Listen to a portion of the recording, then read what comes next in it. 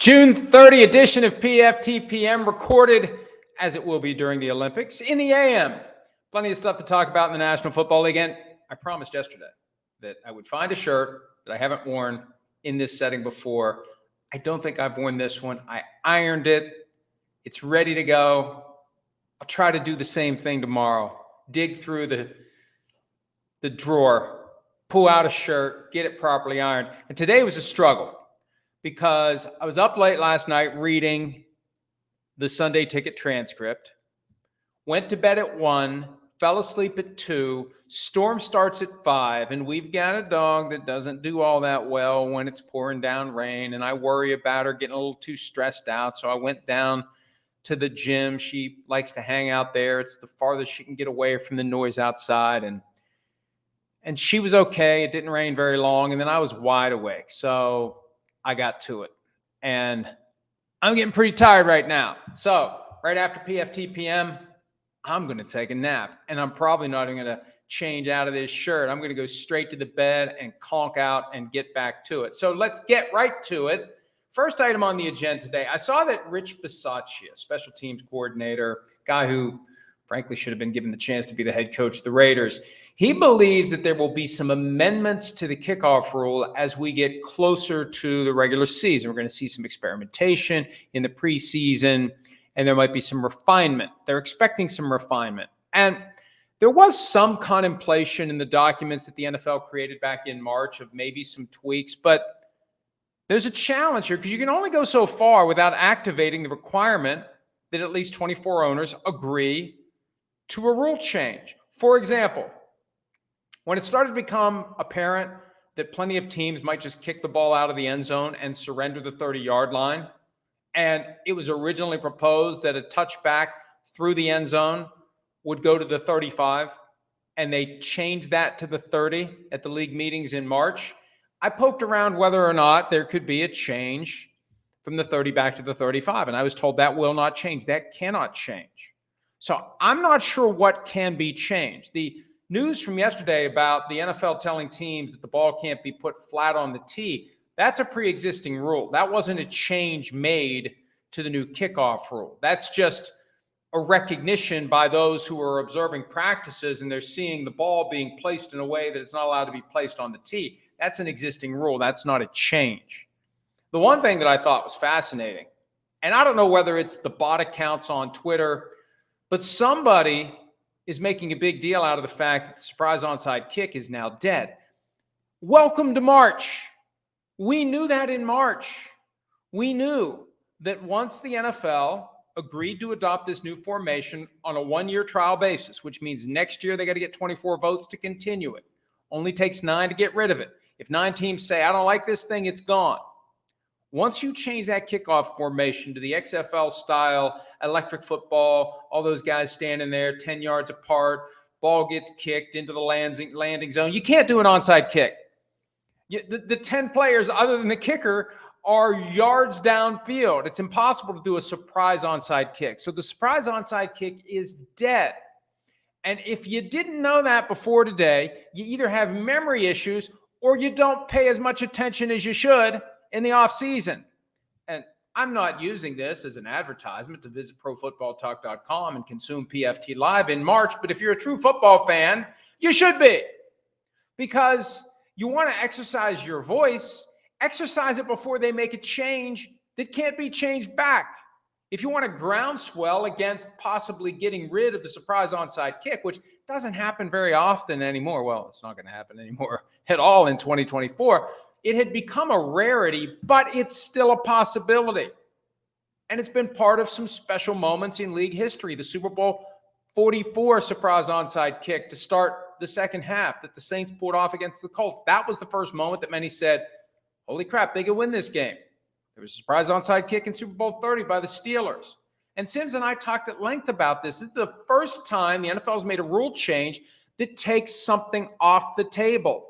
Something about the options you have, the strategies available to a coach when deciding how to go about trying to win the game. Surprise onside kick, gone.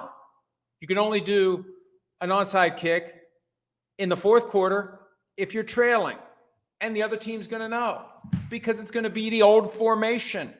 See, I think they just need to do that 4th and 15 play where if you convert, you keep possession. If you don't, the other team gets the ball. And I know there are concerns about a long interference penalty, a guy getting behind the defense. There's all sorts of things that could happen. But you need to have a viable way for the team that's trailing to make it interesting. And the NFL is obsessed with making the games interesting so people will keep watching. And we've seen it in other leagues. It works. It's effective. It's compelling. It gives a team that is down by more than one score late in the game a chance to make it interesting, to force overtime and or win the game. So this whole onside kick, if you're not going to have the possibility for a surprise onside kick, just get rid of the damn thing and embrace the 4th and 15, 4th and 20, whatever it is that somebody keeps proposing it every year. I think it's the Eagles that keep proposing it. It never gets anywhere. It should. It's far less revolutionary than the kickoff formation change we're going to see this year, but we still need to see how many teams are actually going to do it. How many coaches are going to pin their careers on the possibility of a great return specialist hitting one hole and being gone if he can beat the kicker. I think we're going to see a lot of teams kicking the ball out of the end zone. Now, in the preseason, that's going to be the great experimentation ground. How many changes are we going to see? How many tweaks are we going to see? And once the regular season starts, I think the league would avoid tweaking anything. The league doesn't like to undermine the integrity of the season. The league doesn't like to change anything that could have been changed before the season, except when it comes to pushing John Gruden out of his job. Never mind that. Could have been pushed out of his job before the season started. They did it during. They undermined the integrity of the 2021 season. But other than that, they don't like to make changes during the season, because if you have a certain way that the rules are applied the first 2, 3, 4 weeks, and then you change it, there's a lack of consistency and continuity from the beginning of the season to the end of the season. So, look, I said on Pat McAfee's show several months ago, as we get closer to the start of the season, the people who don't pay close attention in the offseason are going to wake up to this new kickoff formation and what it means, and they're going to be like, what the hell? And there's going to be people who tune in on Thursday, September 5 for Ravens Chiefs, and they're going to see that, and they're going to say, what's going on here? What am I looking at? What is this? Why are they all down there? And so it's going to be incumbent on all the networks and all the media outlets to make sure people understand. And I think what happened yesterday is people are coming back to football and they're realizing, wait, there's no surprise onside kick anymore? I missed the memo. No, you didn't miss the memo. The memo was published. You just weren't paying attention. So get ready for more and more of this. Holy crap, you mean this changed? Holy crap, you mean that changed? That's coming, because the biggest change I think we've ever seen, I'd say since 1974, when they both took the goalposts from the goal line to the back line and implemented sudden death overtime for regular season games. I think this is the biggest change since then, 50 years later. Here we are. Another change that's coming this year, and I found this in the Sunday Ticket transcript. I may have mentioned this yesterday. One of the things that was mentioned by Kathy Yancey, one of the VPs at the NFL who's in charge of compliance and relationships with networks, she pointed out during her testimony that in an effort to make the game better for fans, here's another innovation. We're going to require the head coach to be available of each team every game. Well, the NFL later clarified it's not the head coach. It can be the head coach or the offensive or defensive coordinator. It can happen during a timeout or at halftime. And it is mandatory, though. Somebody's got to do it. And one of the things that I've seen, people don't want this. Like, the NFL is creating something under the impression that the fans are going to say, yes, give me. The fans are saying, we don't want it because, number one, let them do their jobs. And number two, it's going to be useless. It's going to be cliche. It's going to be pointless. It's going to be the bare minimum crap that we hear all the time. And we usually hear it when the coach talks on camera or off camera to the sideline reporter on the way to the locker room for halftime or on the way out. And remember last year, there was that whole thing about fabricating the reports. And it's easy to fabricate them because it's the same stuff. We got to play better. We got to get off the field on third down. We got to get the ball to the open man. We got to be more disciplined. Whatever it is. We know what the teams need to do. We're watching the game. So we have a poll on X, and I haven't checked it lately, but usually what happens, the trend that emerges for the first 1,000 or so respondents holds the rest of the way. So excuse me while I multitask here and scroll. Here it is. There's still a few hours left. I posted this at 1:12 p.m. Eastern on Monday. So by the time you get this, it won't matter. So never mind. As of right now, as I'm speaking, there's still time left. There have been 17,184 votes on this question. Do you want to see/hear interviews with NFL coaches during games? No, 64%. That's almost 2 out of 3. Doesn't matter either way. 25%. That's 1 out of 4. So you know what that leaves for yes? I'm not doing the math because I'm looking right at the number. 11%. Almost 1 out of 10 want this, which means 9 out of 10 either don't or don't care. I don't know. Maybe it's skewed. Maybe there's a different mindset. Well, I'm answering my own question because we know there's a different mindset on social media. But I'd love to know what kind of focus groups or research the NFL did before they decided to do it. Was this just somebody thought this would be nice? Somebody thinks this will work? And they didn't bother to look into whether or not the fans really want it? Maybe the fans will like it when they get it. But I think more often than not, it probably is going to be just check a box, useless comment. Could be entertaining from time to time if it's Mike McDaniel. But for the most part, I'd say the fans' instincts are right. These things are not going to be all that interesting in the grand scheme of things. And, we've seen them in other sports. It's like, let the guy, there's something weird here. Let the guy go coach. We can talk to him after the game. We can stipulate there's not going to be anything particularly useful that comes from the coach during the game. All right.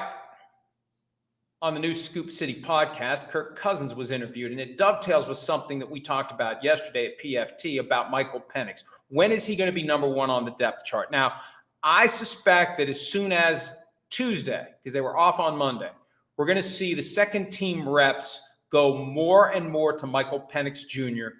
and less to Taylor Heineke. Remember, they started camp splitting the second team reps. And I was like, why are they doing that? Let's get the kid ready.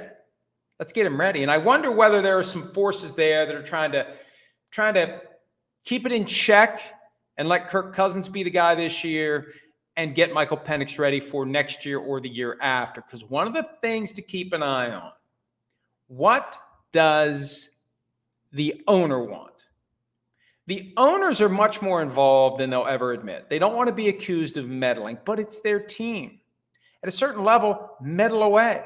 Jerry Jones made himself the GM when he bought the team.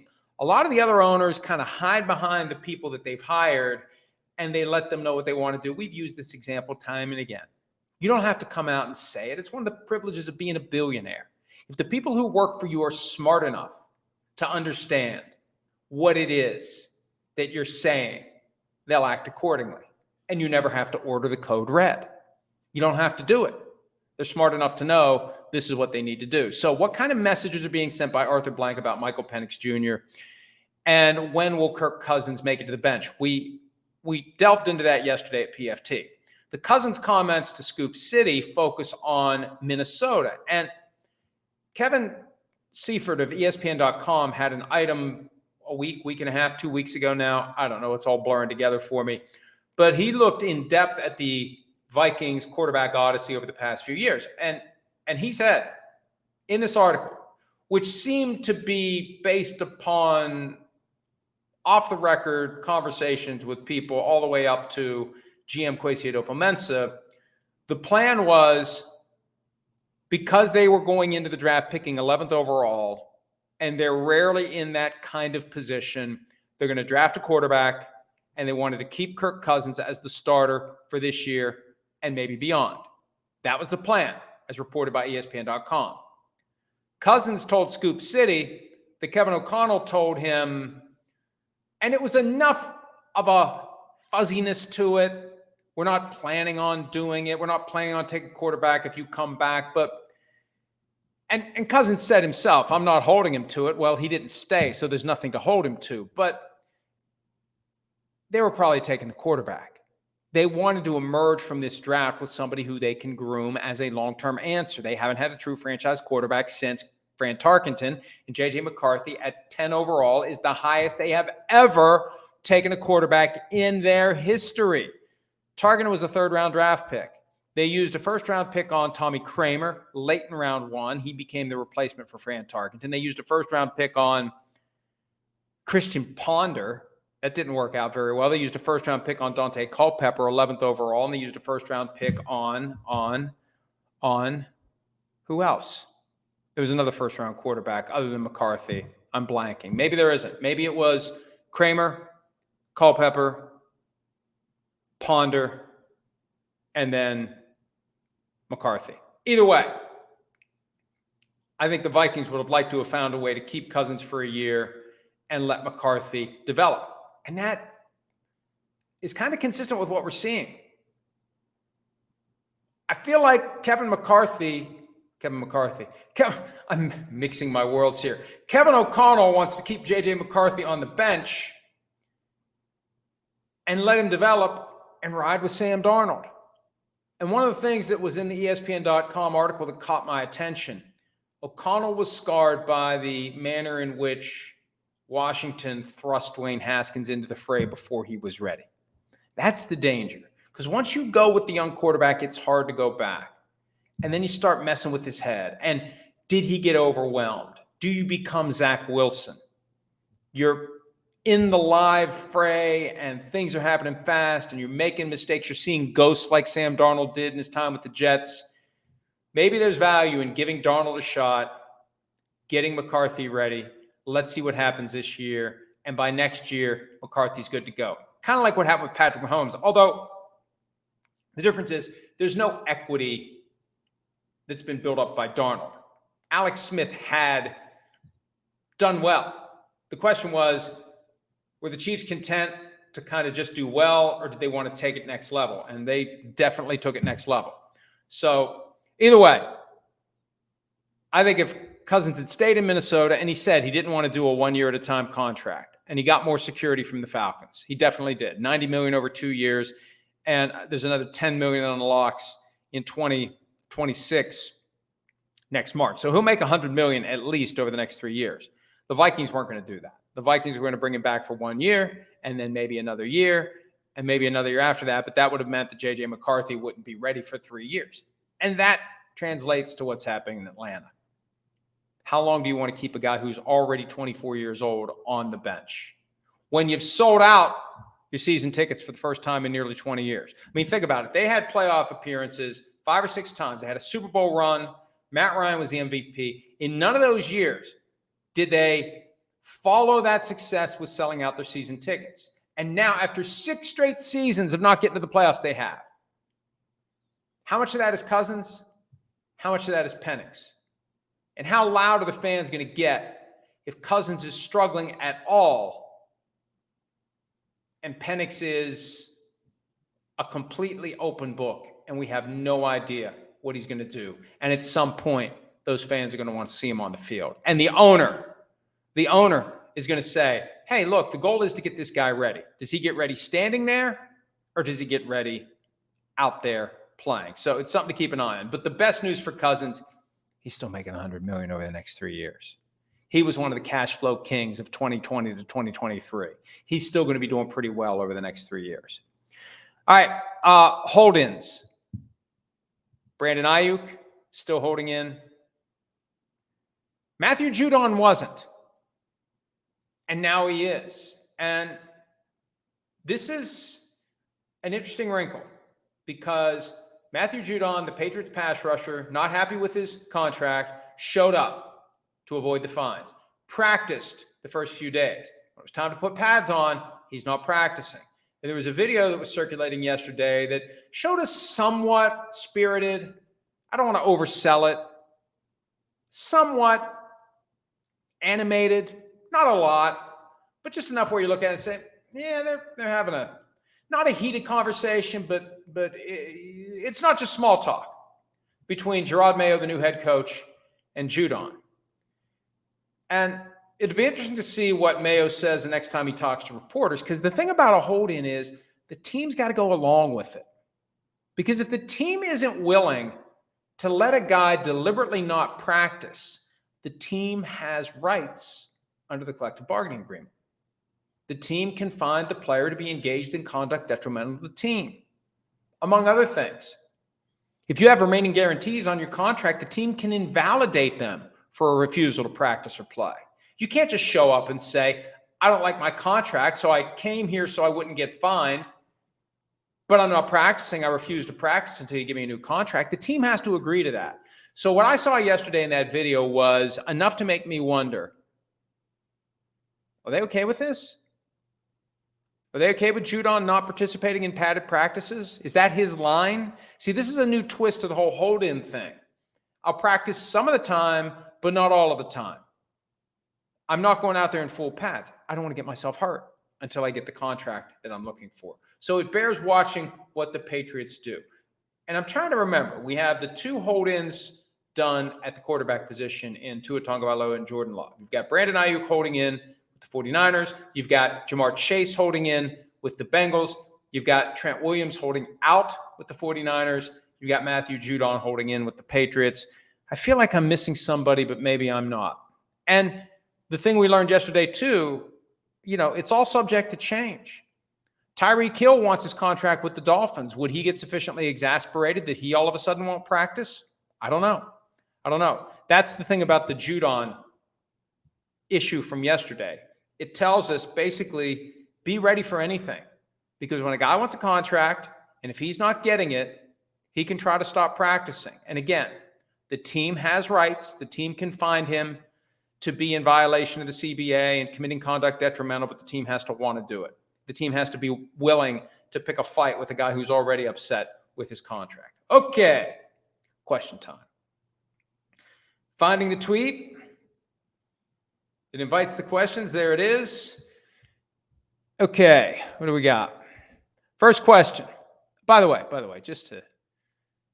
and I've said this time and again, and I appreciate the questions because I know you're not on this every day. August 12th, that's when Chris Sims and I will be back on Peacock, Sirius XM NFL Radio, not NFL Radio, just Sirius XM 85, and Sky Sports NFL. That's where the NFL got thrown in there. And podcasts, wherever you find your podcast. But until then, it's PFT PM every single day, ideally. Okay.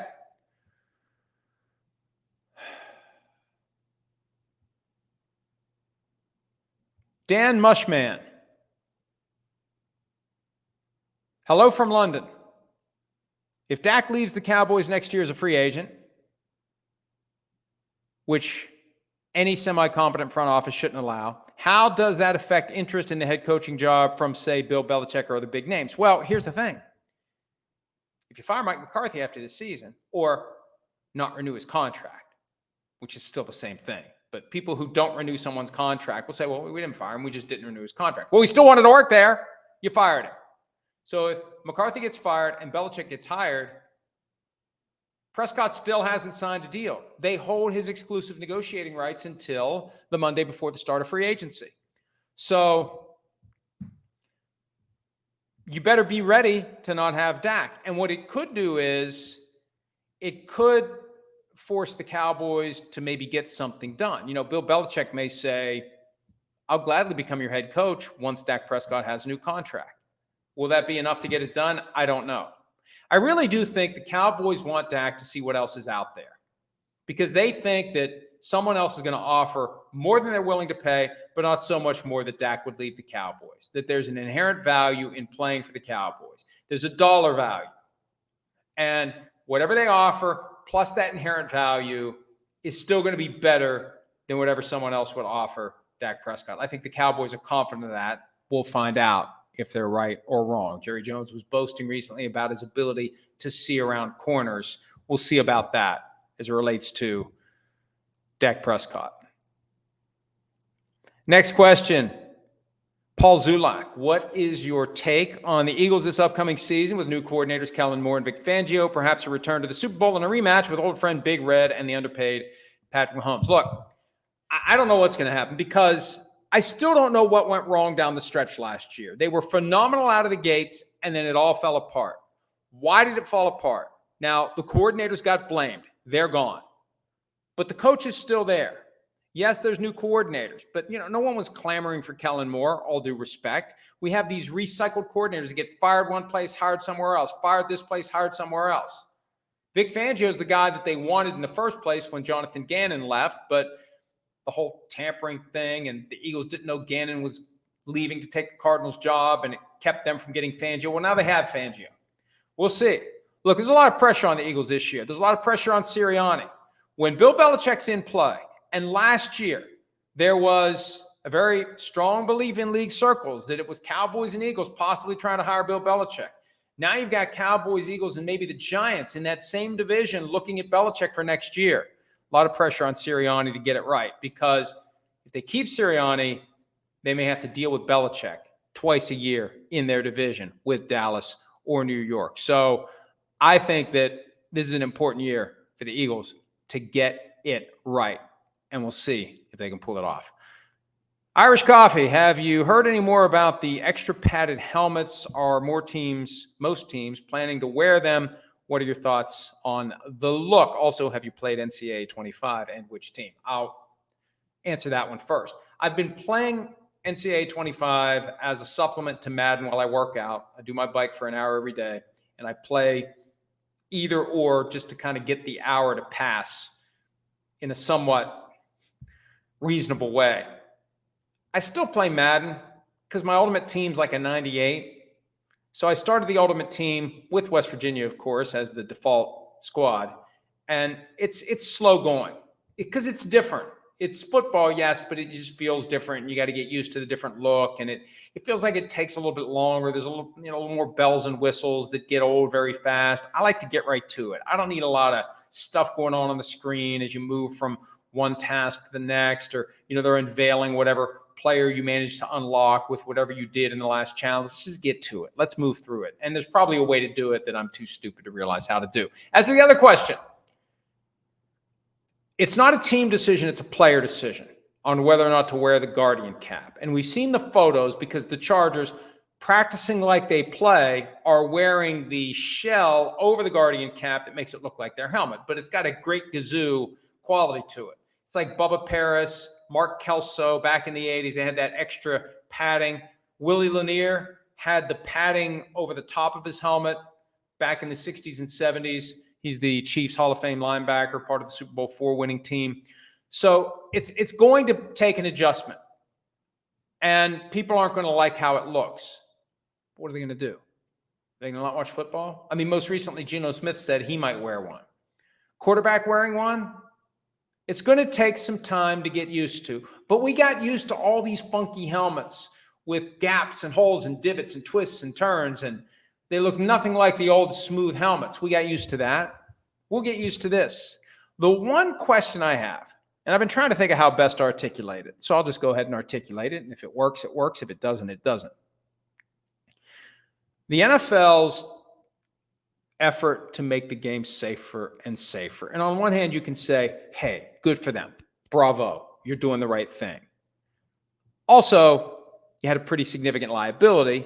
Nothing like the Sunday ticket liability in the grand scheme of things, but a pretty significant liability because of years of downplaying the risks of concussions and not explaining it to players or protecting them from it. Not that many players would have said, oh, thanks for telling me I'm not going to play football anymore. But still, it blew up on them. The concerns that parents won't let their kids play football. That was an issue. That's what's driving it. But also the idea that they want to play more games. How do you go from 17 to 18 unless you keep making the game safer? How do you go from 18 to 19 or 19 to 20 unless you're making the game safer? The Guardian cap works. It makes the game safer. How can you say no to that? But I've said for years now, at some point the NFL is going to cross a bridge that is going to open the door for somebody with a lot of money to say, we're going to set up a football league that plays its games in the fall. that competes with the National Football League and that turns the clock back to the 80s and the 90s when players were beating the crap out of each other. And they didn't mind it, and the fans loved it. There's a segment of the fan base that I think would flock to that. And if they can't tolerate the look of the Guardian caps, that may be the thing. I mean, football, as I said last week, it's a very visual medium. And the helmet has always been, I remember when I was a kid, like there were these NFL books that showed the evolution of the helmet and how it looked different over the years. And just the helmet is that tangible thing that screams out football. You put that big mushroom on top of it, and, you know, it's, I don't know if that the skin the Chargers are wearing kind of packs it down a little bit, because they do look very large and very cumbersome. That may turn some people off, and that may be the thing.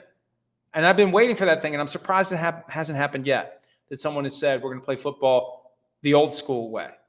And everyone's going to sign a waiver, and everyone's going to be fine with it, and everyone's going to understand these are the risks. And there are far more brutal sports out there than pro football as it's currently constituted. Just watch UFC. I don't even watch it anymore. It's too brutal. It's too much. But nobody ever says boo about that. But with football, it's like, oh, they got to shut the sport down. So all I'm saying is, as the NFL skews safer and safer, there's an avenue there, and the NFL is going to potentially pave that space for someone else to come in and get rid of the Guardian caps and get rid of all the rule changes and spin it back to the 80s and the 90s, and maybe this Guardian caps thing, which I fully support, but maybe it's the thing that does bring to fruition something that could be a real problem for the NFL. Football played the way it used to be played, rough and tumble and brutal, as brutal as some other sports that we see all the time. Next question. Tom Marshall, could Sean Payton's seat warm up if the Broncos have a bad start to the season?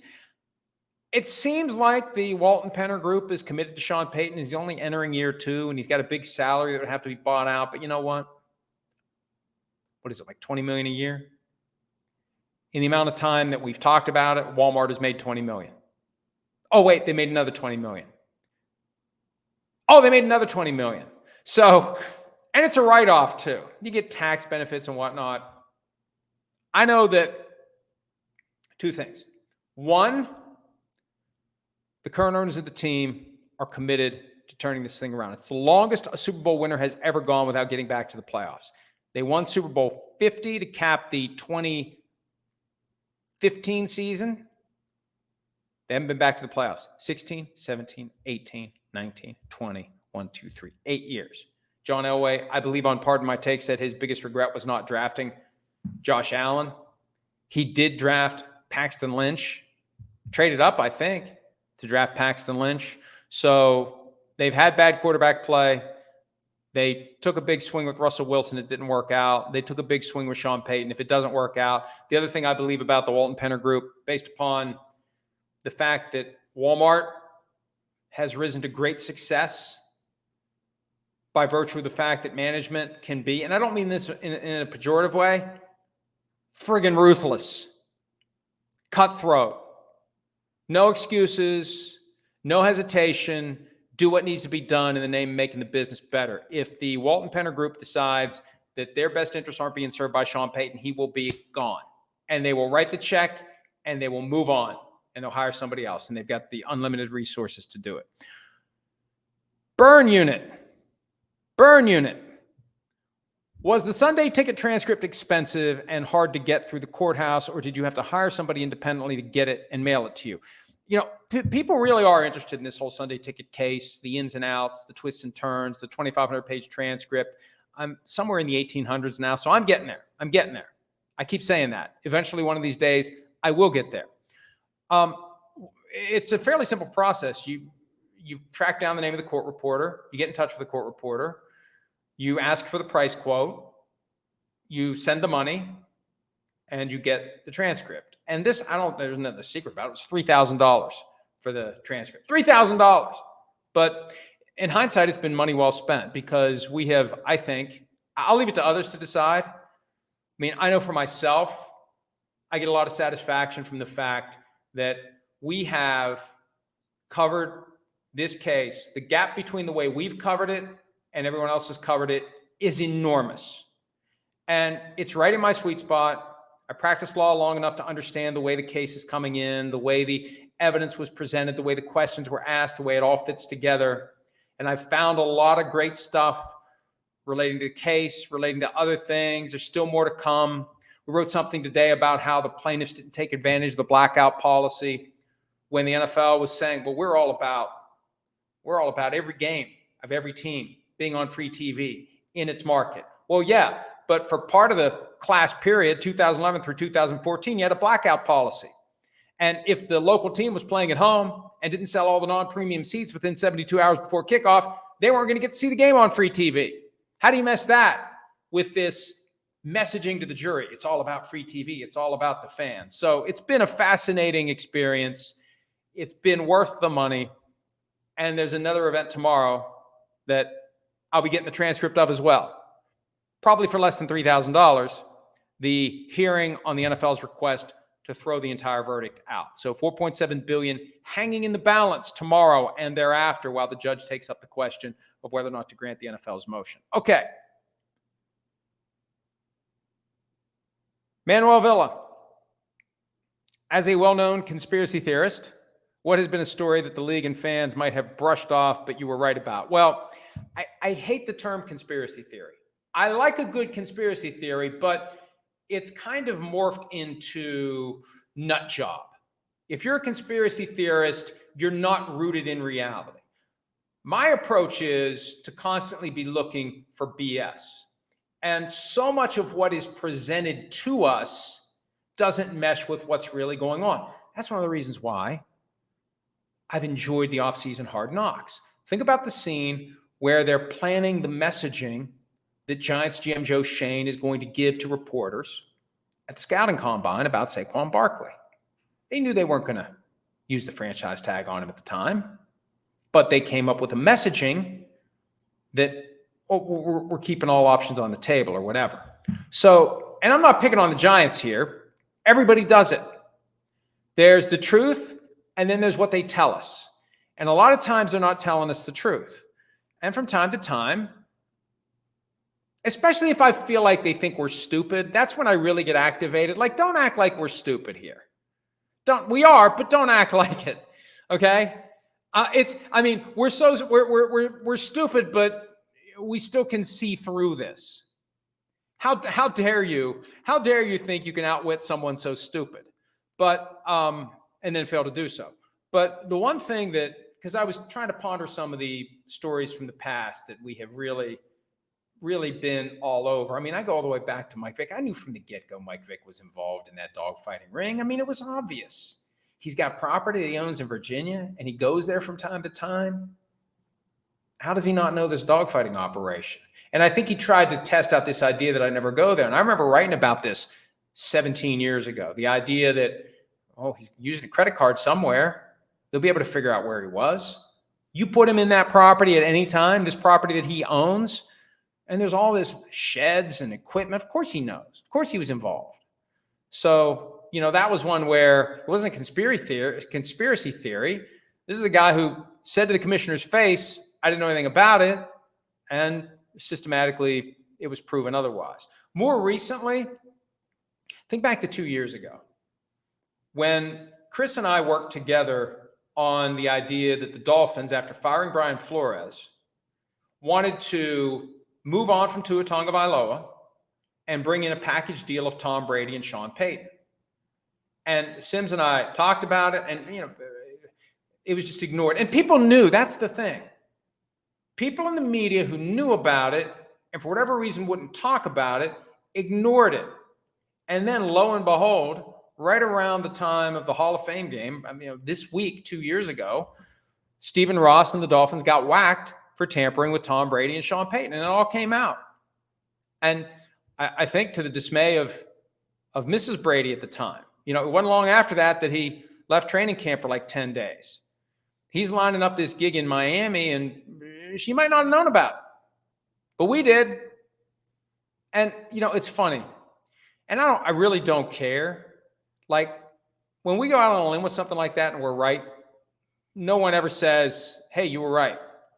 But if you're wrong about the dumbest little thing, that isn't even a report, just you predict that somebody's going to win a game and they don't, you never hear the end of it, but that's okay. As Charles Barkley said earlier this year, as long as the postman shows up on the 15th and the 30th with the check, I really don't care. All right, another question. Manuel Villa, does St. Louis ever get an NFL franchise again, or are they on a figurative blacklist? I think at some point, and I firmly believe St. Louis is a viable NFL city. Look at the number of fans that packed the stadium where the Rams used to play for the Battlehawks of the XFL, or now the UFL, but they did it for both. St. Louis should have an NFL team. Stan Kroenke shouldn't have left. They lied and cheated their way out of town as it relates to the way the NFL's relocation policy is supposed to operate. This was an inside job where the NFL allowed it. Kroenke wanted to go to LA. There were truths not told to the people in St. Louis, and then they moved. St. Louis should have a team. I don't know that St. Louis is going to get one anytime soon. Would a team move there again? They've had the Cardinals move to town. They've had the Rams move to town. Both left. Would someone move there? Maybe. Would an expansion team go there? I don't know. Now, I think as time goes by and people who are involved in this fight with St. Louis on both sides, the legal fight that resulted in a massive, not 14 billion, less than 1 billion, massive before the Sunday ticket verdict settlement with St. Louis. Once you get the personalities out of there, the hard feelings start to dissipate, and it's all about money. If it's ever in the NFL's best financial interest to put a team in St. Louis, they will put a team in St. Louis. They will swallow their pride. They will let bygones be bygones, and they will put a team in St. Louis if they think it makes sense financially. And I had someone suggest via email yesterday, and this is one of those that, maybe I am stupid because I should have thought of this. With the NFL having to come up with $14 billion, the easiest way to do it is expand the league and sell franchises. If the final number is 14 billion, let me do the math here real quick. I should probably be able to do it in my head, but I want to get this right. Let's go with 14.1. 14.1 divided by 4. 3.5 billion. Hell, the expansion fee would be more than that. Teams are worth like 7, 8, 9 billion now. You could have two teams. The math is easier there. 7.05 billion expansion fee. A year ago, the Commanders sold for 6.05 billion. Just add $1 billion, two teams, expand to 34, problem solved. You've paid off the $14 billion and you've added two teams. Now, that doesn't address the problems with what do we do about Sunday ticket going forward. I mean, you may have to expand by two more teams if you don't change your ways. But maybe that's the way St. Louis gets back in. And that would be fitting, right? The last big negative outcome for the NFL in court, although it was a settlement, was St. Louis. Then you've got the much bigger negative outcome for the NFL through Sunday ticket. Well, how do we come up with $14 billion? Two new teams, two expansion teams, St. Louis, and I don't know, where would the other one be? Second team in Chicago? So the Bears could pay for that stadium on their own? I think that it makes a ton of sense. And the other thing, too, remember, so much of the money comes from TV now. I saw in the Sunday ticket transcript, 61% of the money generated by the NFL comes from TV. You could pick smaller markets and smaller stadiums because it really doesn't matter. And look, you price the tickets accordingly. I've had people in ownership suggest that if they were doing it all over again, they would just get rid of the second deck of their stadium because the profit from the second deck doesn't justify it. Because you've got cheaper seats, you've still got to have more security, more concessions, more everything to service those people. If you just peel that upper deck off altogether,